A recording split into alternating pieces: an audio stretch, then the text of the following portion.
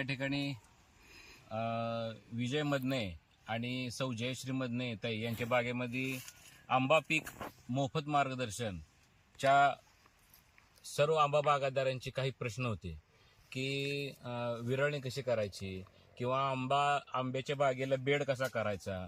तर त्या संदर्भात आपण हा व्हिडिओ आवर्जून त्या शेतकऱ्यांच्या आग्रहास्तव तयार करत आहे. मी सचिन कुलकर्णी, पंढरपूर. आज या ठिकाणी मदने यांच्या बागेमध्ये आपण बघू शकता की सुरुवातीला आंबा लागवडीपासून साधारण 1.25 फुटाचा पहिला आपण एक कट घेतला आणि एका कट नंतर हे 3 फुट्या घेतल्या. ह्या 3 फुट्याला प्रत्येकाला 3-3 फुट्या वर आपण घेतलेले आहेत आणि आतल्या बाजूला शास्त्रोक्त पद्धतीनं आपले छाटणीचे मार्गदर्शक आणि आपल्या ग्रुपचे मार्गदर्शक असे संग्रामसिंह माने यांनी ही विरळणी केलेली आहे आणि अतिशय उत्कृष्ट पद्धतीनं छाटणी आणि विरळणी केल्यामुळं ह्याचा शेप अतिशय सुंदर आलेला आहे आणि यावर्षी ह्या बागेला कुठेही पालवी दिसत नाहीये. अतिशय सुंदर नियोजन मदने सरांचं आणि सौ जयश्री मदने ताई यांचं झालेलं आहे आणि त्याचबरोबर जे तुम्ही छाटणी केलेली आहे माने सर, तर ते निश्चितपणानं यावर्षी लवकरात लवकर आज या ठिकाणी मी सांगू शकतो. आज आहे तारीख 28/10/2023. अतिशय सुंदर पद्धतीनं यावर्षी नियोजन झालेलं आहे. मधला भाग सगळा रोटरून घेतलेला आहे.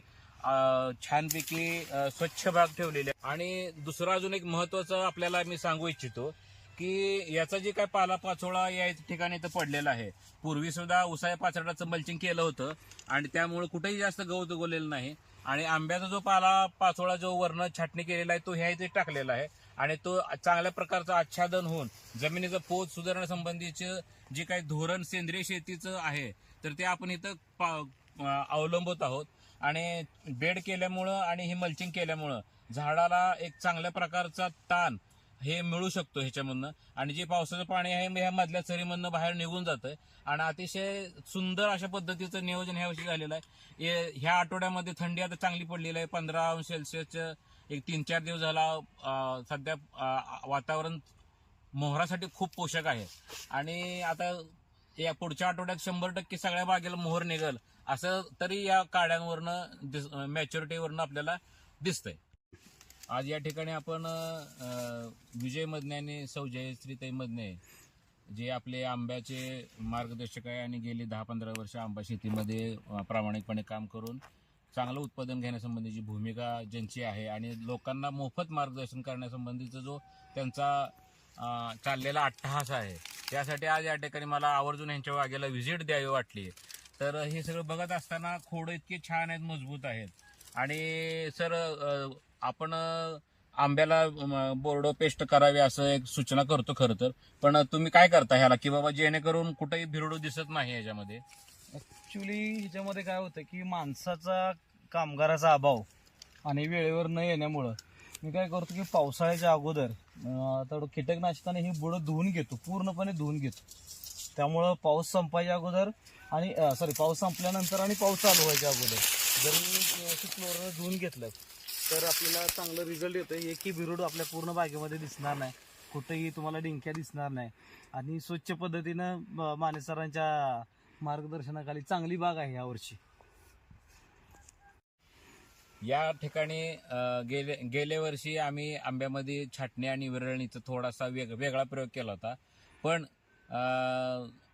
छाटणी तज्ज्ञ संग्राम माने यांच्या मार्गदर्शनाखाली यावर्षी जी प्रयोग केलेला आहे आतला विरळणीचा फक्त आणि उलटी छत्री कशी असते त्या पद्धतीने हे झाड आहे. तुम्ही बघू शकताय खालनं असे सगळं असा वर पिरॅमिड सारखा उलटा सगळा हे आहे त्याचा पसारा आणि याचा निश्चितपणानं फायदा झालेला आहे.